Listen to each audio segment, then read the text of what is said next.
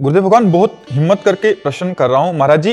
हम पूछना चाहते हैं कि आपके निकुंज गमन लीला के बाद भी जैसे अभी आपके प्रकट रूप का लाभ सभी को मिल रहा है, वो जगत में चारों ओर एक भागवतिक परमाणु का वातावरण बना है, ठीक ऐसा ही लाभ वर्तमान पीढ़ी को, आने वाली पीढ़ी? नहीं, भगवान किसी दूसरे को तैयार कर दे बात अलग है, ऐसी नहीं। उड़िया बाबा का आश्रम स्टेशन बन गई थी, इतने लोग आते थे कि नया स्टेशन उड़िया बाबा आश्रम बन गया था। अब जाके आप देखो अखंडानंद स्वामी, अब जाके आप देखो सूरदास बाबा।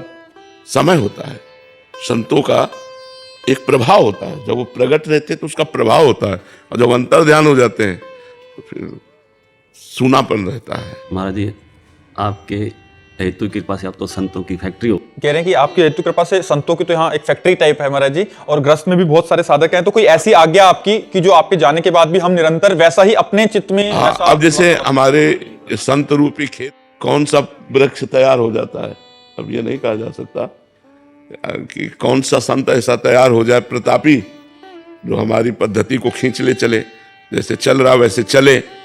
अभी तो नहीं दिखाई दे रहा, अब भगवान इनमें से किसी में हृदय में बैठ जाए और आगे प्रकाशित हो जाए, वो बात अलग होती है।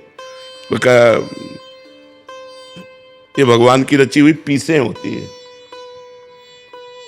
वो बेजोड़ होती है। हो सकता है भगवान किसी और को तैयार कर दे, क्योंकि उनकी सृष्टि संभालना उनका कार्य है। लेकिन अब ऐसा हो कि जैसा प्रेमानंद के सामने चल रहा है, ऐसा अनुपस्थिति में भी एक प्रभाव होता है। वही बात कह रहा हूँ, वो हम अपने हृदय से जानते हैं, अपने गुरुदेव के लिए जैसा है वो हृदय से जानते हैं। काटने को दौड़ेगा, कुछ अच्छा नहीं लगेगा। पास है ना तो देखे ना देखे है तो एक मतलब हृदय में तसल्ली। तो जब हफ्ते में गए, आंख में से आंख मिलाई, दर्शन किए, एक हृदय में, और ना भी के तो है हमारे दिमाग में है, वहाँ है। और ये हो गया कि अंतर ध्यान हो गए, तब तो एक मतलब असमर्थ हो गए, असहाय हो गए।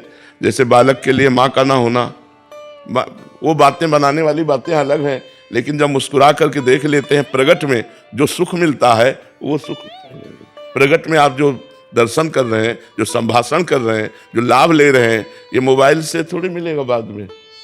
प्रगट का एक अलग आनंद होता है, प्रगट का एक अलग आनंद होता है। मोबाइल तो आकर्षण करके हम तक लाएगा, शराब छोड़ोगे, मांस छोड़ोगे, गंदी बातें छोड़ोगे, लेकिन अध्यात्म में जो कदम बढ़ेगा वो यहाँ के संग से बढ़ेगा, यहाँ के दर्शन से, यहाँ के वातावरण से, यहाँ के भागवतिक प्रभाव से अध्यात्म उन्नति होती है। तो इसीलिए बड़े बड़े संतों ने कहा कि हमें वैकुंठ नहीं, हमें इसी मृत्यु लोक में रखो, क्योंकि साधु समागम होगा, संत समागम होगा। तो संत समागम जब है तो लाभ ले लो, और जब नहीं है तो आगे भगवान जाने क्या होगा। अब माइंड में रुपया रह गया है, प्रतिष्ठा रह गई, यश कीर्ति रह गई है, भगवान बहुत कम रह गए हैं।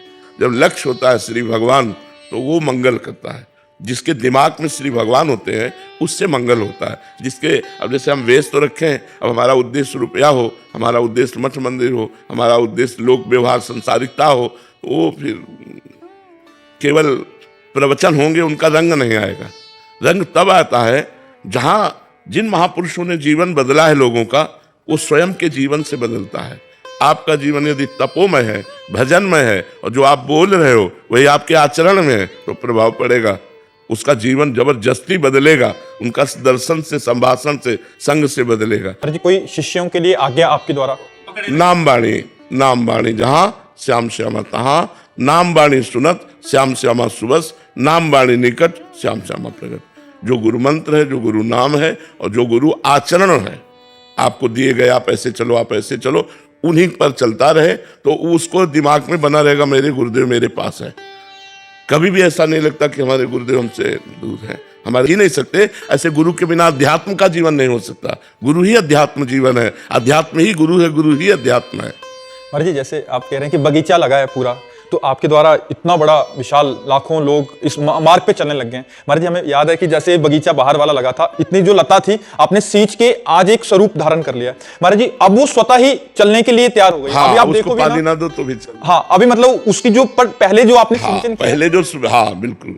तो जो प्रारंभिक साधना होती है उसमें विशेष सानिध्य की जरूरत होती है, और जब साधक का अभ्यास हो जाता है तो फिर वो चल जाता है। पर गुरु एक ऐसा संबंध है कि वो किसी भी स्थिति में हो, शिष्य अपूर्ण नहीं रहता है।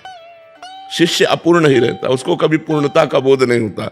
सदैव गुरुदेव की कृपा की याचना बनी रहती है, आजीवन गुरु की कृपा की भीख मांगने की इच्छा बनी रहती है कि हमारे गुरुदेव हम पर कृपा करते रहे।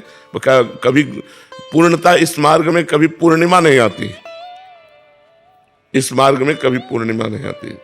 यहाँ से जब कोई जाता है तो अतृप्त ही जाता है, कभी कोई तृप्त होके कि भजन से हम तृप्त हो गए, हम ऐसा, इसमें संतोष नहीं है। इस लोक व्यवहार में संतोष है, लेकिन भजन में असंतोष बढ़ता जाता है, और भूख बढ़ जाती है, रात दिन भजन करने पर भी भजन की अतृप्ति।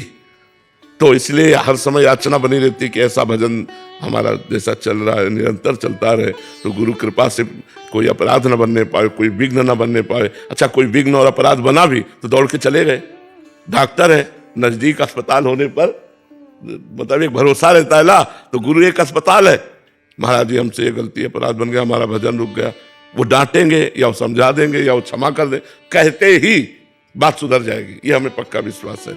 अपनी बात सामने रखते ही वो उत्तर दे न दे, आपकी बात सुधर जाएगी, क्योंकि वो कल्पतरु है, जो कामना लेके जाओगे उसकी पूर्ति हो जाएगी। संत कल्पतरु है, गुरु की नजर पड़ते ही शिष्य का जीवन उज्जवल होता चला जाता है, उसका भविष्य मंगलमय होता चला।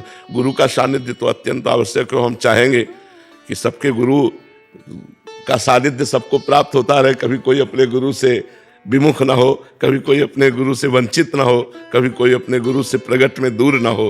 गुरु का जैसे हर बच्चा माँ के प्यार से पोषित है, ऐसे हर शिष्य अपने गुरु की कृपा दृष्टि से पोषित है। ये अच्छी सोच भी है, बुरी सोच भी है, अब हम लेते क्या है ये खास बात हमारे ऊपर है। भगवान ने छूट दी है, तो इसलिए हम भगवान की उस छूट का लाभ लें। हम खूब नाम जप करें, दूसरों का परोपकार करें, कभी चोरी न करें, गंदे आचरण न करें, बेविचार न करें, व्यसन न करें, तो हम यहाँ बहुत लूट ले गए, माला माल हो गए। हम यहाँ से माला माल होके जाएंगे, और जो रुपया कमाने में, मान कमाने में, भोगों के भोगने में पूरा जीवन व्यतीत कर दिया, वो यहाँ से कंगाल होके जाते हैं, कुछ नहीं ले जा पाते। तो इसलिए नाम जप करो, भगवान ने बड़ी कृपा की है जो हमें छूट दे दी। यज्ञदत्त जी हरियाणा से। राधे राधे महाराज जी। महाराज जी, आपने सत्संग में कलयुग के घोर 5 महापापों को बताया, जुआ खेलना, व्यभिचार करना, मांस खाना, शराब पीना और हिंसा करना। महाराज जी, आज कलयुग में तो इसका भरपूर संग मिलता है महाराज जी, ऐसे में अपने आप को कैसे बचा के रखें? नहीं, भरपूर तो रहेगा। कलयुग ने वादा किया है ब्रह्मा जी से, कथा में यह भी बताया कि चारों युग ब्रह्मा जी के पुत्र हैं, युग त्रेता द्वापर कलयुग। तो ये भगवान ब्रह्मा जी के समीप गए, तो भगवान ब्रह्मा जी ने कहा जाओ हमारे सृष्टि में अपने अपने कार्य का विस्तार करो। तो पहले सतयुग प्रणाम किया, तो बोले देखो तुम्हारे कार्य विस्तार में हमने नरक की भी रचना की है, तो उधर ध्यान रखना। तो सतयुग ने कहा हमारे राज्य में कोई नरक नहीं जाएगा। त्रेता ने प्रणाम किया, तो त्रेता ने भी यही कहा कि बड़े भैया जैसे मार्ग में चल रहे हैं उसी मार्ग में हम भी चलेंगे। द्वापर से कहा, द्वापर ने कहा आपकी आज्ञा का पालन करने का प्रयास करूंगा। जब कलयुग ने प्रणाम किया तो ब्रह्मा जी ने कहा भाई आपकी क्या राय है? तो उन्होंने कहा जैसे बड़े भैया ने कहा सतयुग त्रेता ने कि हमारे राज्य में कोई नरक नहीं जाएगा, हम वादा करते हैं हमारे राज्य में कोई स्वर्ग नहीं जाएगा। इसलिए देखो घर घर शराब, घर घर अब गंदगी की बातें बढ़ती चली जा रही हैं, नए बच्चे गंदी बातों पर ज्यादा रुचि रख रहे हैं। अब कौन मान रहा है कि ये अपराध है शराब पीना, मांस खाना, व्यभिचार करना? तो कली का ऐसा प्रभाव बढ़ रहा है कि ये दोष बढ़ते जाएंगे, महाराज ये बढ़ता चला जा रहा है। इसे लोग वीआईपी समझते हैं। अब पीछे जब कोई उत्सव होता, हम अपने गांव की बात बता रहे हैं, तो जैसे निमंत्रण दिया जाता तो सबके पैर धुले जाते थे, सुंदर पट्टी बिछाई जाती थी गाय के गोबर से लिपे हुए स्थान में, और दोना पत्तल पत्तों के बने हुए दोने, और बढ़िया प्रसाद बैठ करके पवाया जाता। अब आप नहा धोए, न पैर धोए, जूता मोजा पहने, कोई पवित्रता नहीं, कोई। अब बताओ बुद्धि कैसे शुद्ध रहेगी, कैसे शुद्ध रहेगी? अब वो भोजन किसी को पवाया जाए वैसे बैठा के तो लोग मजाक नहीं बना देंगे।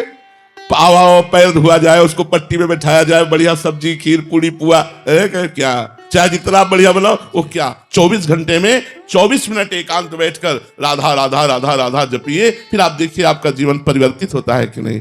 कलयुग में केवल नाम प्रभाव ही आपको बचा सकता है, और साधनों को तो बहुत खोखला करता जा रहा है कलयुग, और साधनों को खोखला करता चला जा रहा है। कलयुग का प्रभाव नाम एक है जो गरज रहा है मंगल करने के लिए। कलयुग केवल नाम आधारा, सुमिर सुमिर नर उतर नहीं पारा। खूब नाम जप करो, इसी से हमारी बुद्धि पवित्र रहेगी और गलत आचरणों से बचेगी।